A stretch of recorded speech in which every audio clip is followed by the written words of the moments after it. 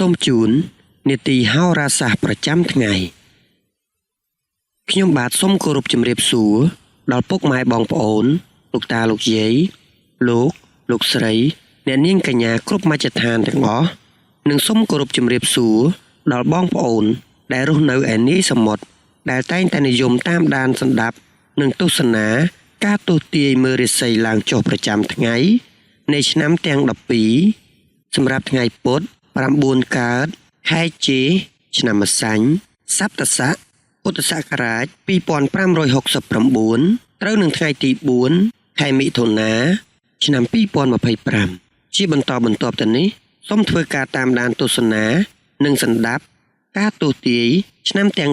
12តាមលំដាប់លំដោយដូចតទៅឆ្នាំជូត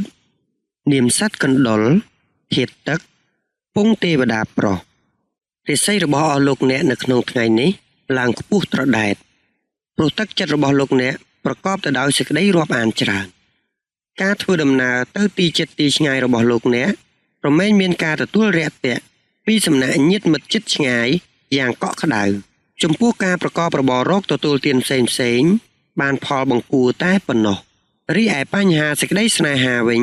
គួរតែបង្កើតអនុស្សាវរីយ៍ល្អៗជាមួយគ្នាបន្ថែមទៀតដើម្បីសេចក្តីសុខរៀងៗខ្លួនឆ្នាំឆ្លូវនាមសត្វគោធាតុដីពងមនុស្សប្រុសរាសីរបស់អស់លោកអ្នកនៅក្នុងថ្ងៃនេះឡើងខ្ពស់ត្រដែតព្រោះទឹកចិត្តរបស់លោកអ្នកប្រកបទៅដោយសេចក្តីរាប់អានច្រើនការធ្វើដំណើរទៅទីជិតទីឆ្ងាយរបស់លោកអ្នករមែងមានការទទួលរាក់ទាក់ពីសំណាក់ញាតិមិត្តជិតឆ្ងាយយ៉ាងកក់ក្ដៅចំពោះការប្រកបរបររកទទួលទានផ្សេង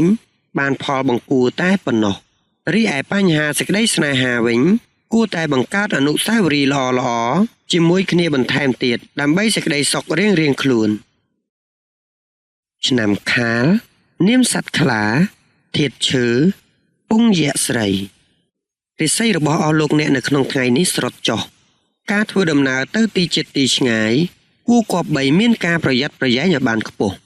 លោកអ្នកអាចនឹងបាត់បង់លៀបដោយសារតែសម្ដីបញ្ហាស្នេហាត្រូវមានការយល់ចិត្តនិងអធ្យាស្រ័យចំពោះគ្នាឲ្យបានច្រើននិងជៀសវាងនៅសេចក្តីថ្នាំងថ្នាក់ផ្សេងចំពោះថ្ងៃនេះមិនគួរគប្បីបណ្ដាក់ទុនណាមួយឡើយព្រោះអាចជួបការខាតបង់ទ្រព្យធននិងមានការសោកស្ដាយនៅថ្ងៃក្រោយផងដែរឆ្នាំថោះនាមសត្វទន្សាយធាតុឈើពងមនុស្សស្រីរាសីរបស់អស់លោកអ្នកនៅក្នុងថ្ងៃនេះឡើងខ្ពស់ត្រដែតព្រោះទឹកចិត្តរបស់លោកអ្នកប្រកបទៅដោយសេចក្តីរាប់អានច្រើនការធ្វើដំណើរទៅទីជិតទីឆ្ងាយរបស់លោកអ្នករមែងមានការទទួលរាក់ទាក់ពីសំណាក់ញាតិមិត្តជិតឆ្ងាយយ៉ាងកក់ក្ដៅចំពោះការប្រកបរបររកទទួលទានផ្សេងបានផលបង្គួរតែប៉ុណ្ណោះរីឯបញ្ហាសេចក្តីស្នេហាវិញគួរតែបង្កើតអនុស្សាវរីយ៍ល្អៗជាមួយគ្នាបន្ថែមទៀតដើម្បីសេចក្តីសុខរៀងៗខ្លួនឆ្នាំរោងនាមសត្វនាគធាតុមាសពងទេវតាប្រុសរាសីរបស់អស់លោកអ្នកនៅក្នុងថ្ងៃនេះស្រុតចុះលោកអ្នកច្រើនតែអត្តនោម័តចំពោះកិច្ចការងារទាំងឡាយដោយមិនខ្វល់ពីសម្ដីរបស់អ្នកដទៃឡើយទឹកចិត្តច្រើនដោយមានភាពមានះក្នុងការសម្រេចកិច្ចការរបស់ខ្លួនគួរតែមានព័ត៌មាននិងការពិចារណាឲ្យបានច្រើនមុននឹងឈានដល់ការសម្រេចចិត្តណាមួយរីឯបញ្ហាសេចក្តីស្នេហាវិញគូស្នេហ៍តម្រូវឲ្យបង្កើននៅការយកចិត្តទុកដាក់ចំពោះគ្នាទៅវិញទៅមកឲ្យបានច្រើនឆ្នាំម្សាញ់នាមសត្វពស់ធាតុភ្លើងពងមនុស្សប្រុសរាសីរបស់អស់លោកអ្នកនៅក្នុងថ្ងៃនេះល្អជាមធ្យមរាល់ការបំពេញការងារផ្សេងនឹងទទួលបាននៅជ័យជំនះដែលឆ្លើយតបទៅនឹងការខិតខំប្រឹងប្រែងផ្ទាល់ខ្លួនរបស់អស់លោកអ្នកការធ្វើដំណើរទៅទីជិតទីឆ្ងាយរបស់អស់លោកអ្នករមែងមានការរាក់ទាក់ពីសំណាក់ញាតិជិតឆ្ងាយយ៉ាងមានភាពកក់ក្ដៅចំពោះការប្រកបរបររកទទួលទានផ្សេងបានផលបានផ្លែផ្កាបន្តិចបន្តួចតែប៉ុណ្ណោះរីឯបញ្ហាសេចក្តីស្នេហារបស់អស់លោកអ្នកវិញគួរតែបង្កើតអនុស្សាវរីយ៍ល្អៗជាមួយគ្នាបន្ថែមទៀតដើម្បីសេចក្តីសុខរៀងៗខ្លួនឆ្នាំមមីនាមសត្វសេះធាតុភ្លើងពងទេវតាស្រី រិស័យរបស់អស់លោកអ្នកនៅក្នុងថ្ងៃនេះល្អជាមធ្យមទឹកចិត្តតែងតែប្រែប្រួលទៅតាមស្ថានភាពនិងបរិយាកាសដែលបានផ្ដល់ឲ្យហេតុនេះត្រូវតែប្រឹងប្រែងទប់ចិត្តកុំបណ្តែតបណ្ដោយទៅតាមបរិយាកាសខ្លាំងពេកជាមួយគ្នានេះដែរក៏ត្រូវយកចិត្តទុកដាក់ផងដែរទៅលើការនិយាយស្ដីនិងសុខភាពដោយឡែកចំពោះមុខរបររកទទួលទានវិញបានផ្លែផ្កាបន្តិចបន្តួច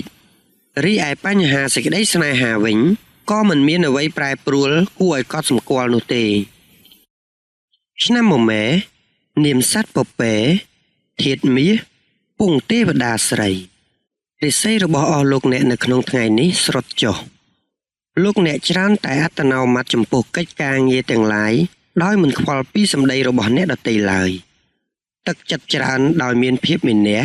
ក្នុងការសម្រេចកិច្ចការរបស់ខ្លួនគួរតែមានព័ត៌មាននិងការពិចារណាឲ្យបានច្រើនមុននឹងឈានដល់ការសម្រេចចិត្តណាមួយរីឯបញ្ហាសេចក្តីស្នេហាវិញគូស្នេហ៍តម្រូវឲ្យបង្កើននៅការយកចិត្តទុកដាក់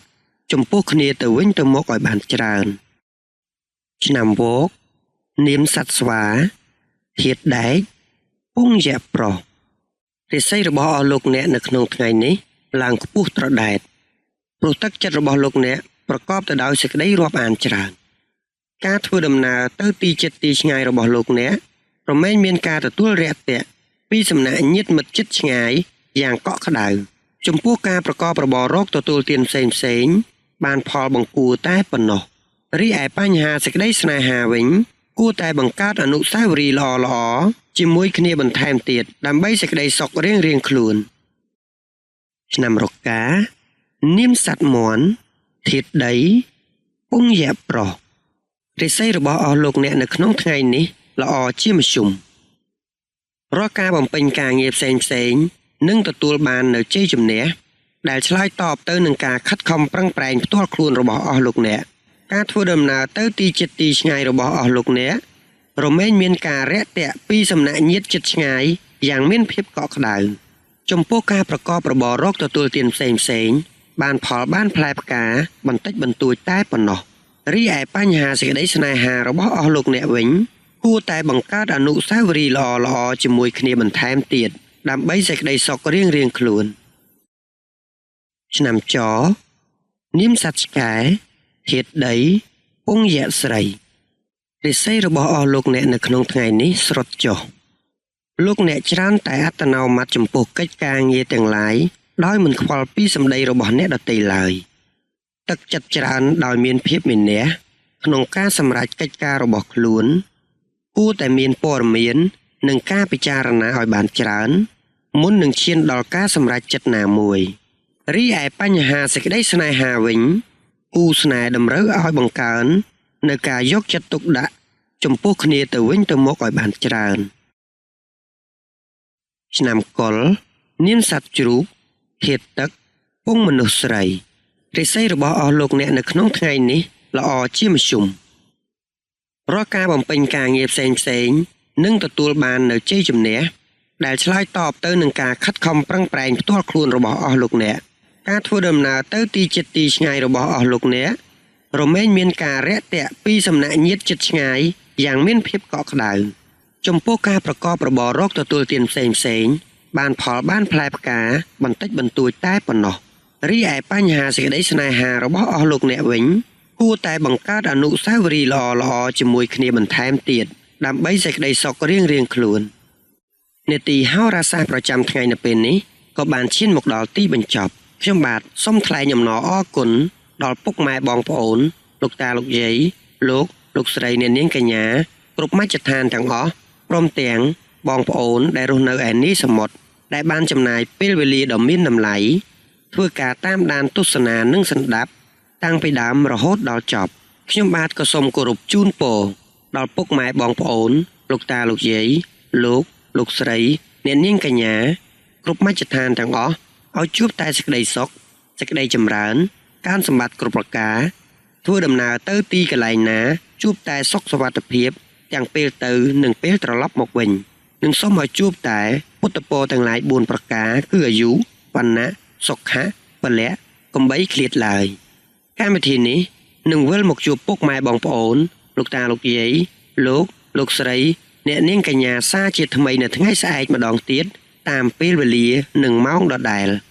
ខ្ញុំបាទសូមអរគុណសូមជម្រាបលា